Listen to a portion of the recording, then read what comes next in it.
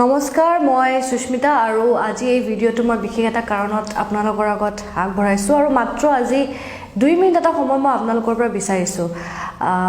কাৰণ আপোনালোকৰ আজি এই 2 মিনিট সময় মোক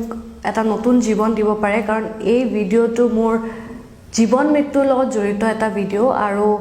আপোনালোকৰ এই 2 মিনিট সময় মোক এটা নতুন জীৱন দিব পাৰে আৰু এই ভিডিঅটো মোৰ বাবে হৈ পৰিব পাৰে জীৱনদায়ী এটা ভিডিঅ আৰু মই কিয় এনেদৰে কৈছো আপোনালোকক নিশ্চয়কৈ মই জনাম আজি এই ভিডিঅৰ মাধ্যমেৰে আৰু বহুতে হয়তো জানে যে বিগত 10 বছৰে মই যাদু শিল্পৰ লগত জড়িত মই যাদু প্ৰদৰ্শন কৰি আহিছো আৰু আপোনালোকৰ মাজত মই যাদু প্ৰদৰ্শন কৰিছো বিভিন্ন জায়গাত মই যাদু প্ৰদৰ্শন কৰি আপোনালোকৰ আশীৰ্বাদ বুটলিবলৈ সক্ষম হৈছো কিন্তু যাদু মই কৰি যাম কিন্তু যাদু কৰিবলৈ মই জীয়াই থকাটো দৰকাৰ আৰু মই এটো এই কাৰণে কৈছো কাৰণ আপোনালোকেহে মোক জীয়াই ৰাখিব পাৰিব কাৰণ এটা আচৰিত ঘটনা মোৰ লগত ঘটিছে আৰু এই বছৰ আৰম্ভণিতে মই এটা শকিং নিউজ এটা পাইছিলো আসলতে আৰু এই শকিং নিউজটো হৈছিল যে মই আচৰিতভাৱে মই গম পালো মোৰ কিছুমান টেষ্ট মই কৰোতে মই গম পালো যে মোৰ ক্যান্সাৰ হৈছে মোৰ ক্যান্সাৰ ডিটেক্ট হৈছে এই বছৰ আৰম্ভণিতে কিন্তু মই সেই বস্তুটো মই একদম সিৰিয়াসলি লোৱা নাছিলো কাৰণ হেতু একেবাৰে এটা আচৰিত ঘটনা আৰু তেনেকুৱা মই কেতিয়াও ভবা নাই যে মোৰ ক্যান্সাৰ ডিটেক্ট হ'ব আৰু যেহেতুকে হে টেষ্টত ক্যান্সাৰ ডিটেক্ট আহিলে গতিকে মই শিওৰ নাছিলো বা মোৰ ঘৰৰ মানুহ শিওৰ নাছিলে মোৰ ৰিলেটিভ সকলেও শিওৰ নাছিলে গতিকে আমি বিভিন্ন জায়গাত টেষ্টবোৰ কৰালো বেলেগ বেলেগ হস্পিটেলত টেষ্ট কৰালো কাৰণ মই যেহেতুকে এটো আচৰিত মোৰ কাৰণে একদম এটা শকিং নিউজ এটা মই পাইছিলো গতিকে ঘৰৰ মানুহ বা ৰিলেটিভৰ পৰামৰ্শ অনুযায়ী মই বিভিন্ন হস্পিটেলত টেষ্ট কৰালো আৰু মই নৰ্মেল ভাবি আছিলো মই হেখিনি সময়লৈকে এই বছৰ আৰম্ভণিত মই একেবাৰে নৰ্মেল ভাবি আছিলো আৰু টেষ্টবোৰ কৰি থকাৰ সময়তে মই শোজবোৰো কৰি আছিলো কাৰণ মই একদম শিওৰ আছিলো 100% শিওৰ আছিলো যে ৰিপৰ্টটো মোৰ নেগেটিভ আহিব আৰু হেকাৰণে মই একদম নৰ্মেল লাইফষ্টাইল এটা মানে চলি আছিল শোজবোৰ কৰি আছিলো বহুতে হয়তো মোৰ আপডেটবোৰো পাই আছিল এই বছৰ আৰম্ভণিত মই বিভিন্ন জায়গাত অসমৰ বিভিন্ন জায়গাত মই শোজ কৰি আছিলো আৰু যেতিয়া বিভিন্ন হস্পিটেলত মই টেষ্টবোৰ কৰালো তেতিয়া মই আচৰিতভাৱে গুটেখিনি ৰিপৰ্টত বা গুটেখিনি হস্পিটেলত যিখিনি টেষ্ট কৰালো তাতে মোৰ শকিংলি মোৰ ৰিপৰ্টটো পজিটিভ আহিলে আৰু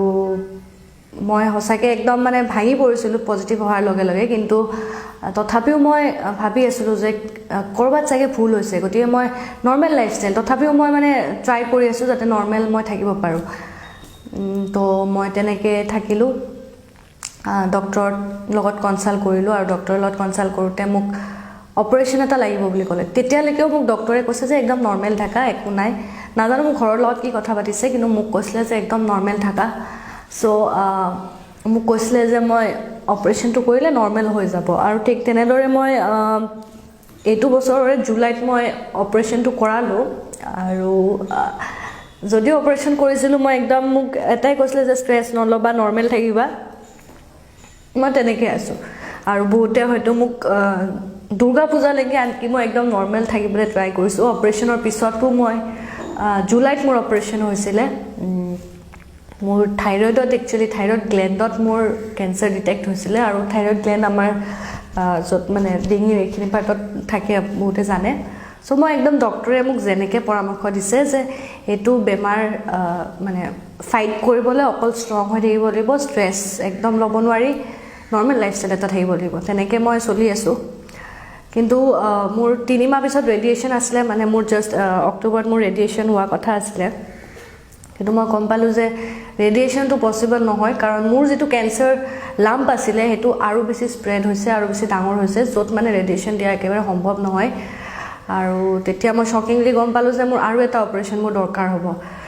আৰু আজি মই এই ভিডিঅটো বনাই থকাৰ সময়তে মই আপোনালোকক ক'ব বিচাৰিছো যে হয়তো মোৰ যদি সব টেষ্ট নৰ্মেল থাকে যদি মোৰ এনাস্থেচিয়া টেষ্ট নৰ্মেল আহে বা মোৰ থাইৰয়েড যেহেতুকে গ্ল্যান্ডত হৈছিল গতিকে যদি সব নৰ্মেল আহে মোৰ হয়তো কালি পৰখি বা 6 তাৰিখ মানৰ ভিতৰত মোৰ অপাৰেশন সেকেন্ড অপাৰেশনটো মই এটেম্প কৰিব লাগিব মই কৰিব লাগিব যোনটো মই বিবৰুৱাত কৰাই আছো আৰু বিবৰুৱা ক্যান্সাৰ ইনষ্টিটিউটত মোৰ ডক্টৰ বিশেষ টিম এটাই হে অপাৰেশনটো কৰিব মই ফাৰ্স্ট অপাৰেশনটো বহুত ষ্ট্ৰংলি কৰিলো সেকেন্ডটো মই কৰিম বুলি হাওক কৰিছো কিন্তু মই জনাত মই মোক কোৱা নাছিলে কিন্তু মই জানিলোঁ যে মোৰ থাৰ্ড অপাৰেশ্যন এটা মোৰ দৰকাৰ হ'ব যোনটো আটাইতকৈ মেজৰ অপাৰেশ্যন হ'ব সেইটো ৰবটিক সাৰ্জাৰী বুলি মোক ডক্টৰে জনাইছে য'ত কাৰণ মোৰ কেঞ্চাৰ বহুত ডিপ গৈছে বহুত মানে স্প্ৰেড হৈছে বহুত বেছি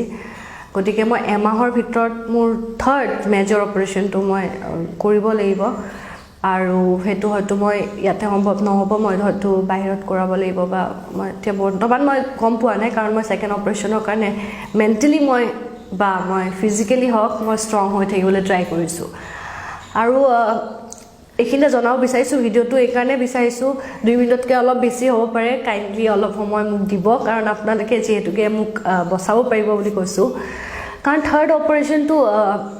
যোনটো ৰবটিক সাৰ্জাৰী এমাহৰ ভিতৰত কৰাব লাগিব আৰু সেইটো বহুত বেছি কষ্টলি বুলি মোক গম পাইছোঁ আৰু বহুত বেছি জটিল বহুত কমপ্লিকেটেড অপাৰেশ্যন গতিকে তাৰে পিছৰ যিটো পৰ্যায় মানে মোৰ যিখিনি চিকিৎসা হ'ব বা উন্নত চিকিৎসা যিখিনি হ'ব সেইটো বহুত বেছি কমপ্লিকেটেড লগতে বহুত বেছি কষ্টলি বহুত বেছি হিউজ এমাউণ্ট এটা দৰকাৰ হ'ব যাৰ বাবে মই আজি এই ভিডিঅ'টো বনাবলৈ বাধ্য হৈছোঁ কাৰণ আপোনালোকে সকলোৱে জানে যে কেঞ্চাৰ এক্সপেনচিভ বহুত বেছি এক্সপেনচিভ কিন্তু তথাপিও মই যুঁজি আছোঁ ইঞ্চুৰেঞ্চ আছিলে বা ঘৰৰ যিখিনি হেল্প কৰিব পাৰিছে বা মোৰ যিখিনি পইচা আছিলে ফাৰ্ষ্ট অপাৰেশ্যন কৰালোঁ ছেকেণ্ডটোৰ কাৰণেও মই ৰেডি হৈছোঁ ৰাইজৰ আশীৰ্বাদত আপোনালোকে যিখিনি আশীৰ্বাদ কৰি আছে মই সাহস কৰি ছেকেণ্ড অপাৰেশ্যনৰ কাৰণে ৰেডি হৈছোঁ কিন্তু থাৰ্ড যিটো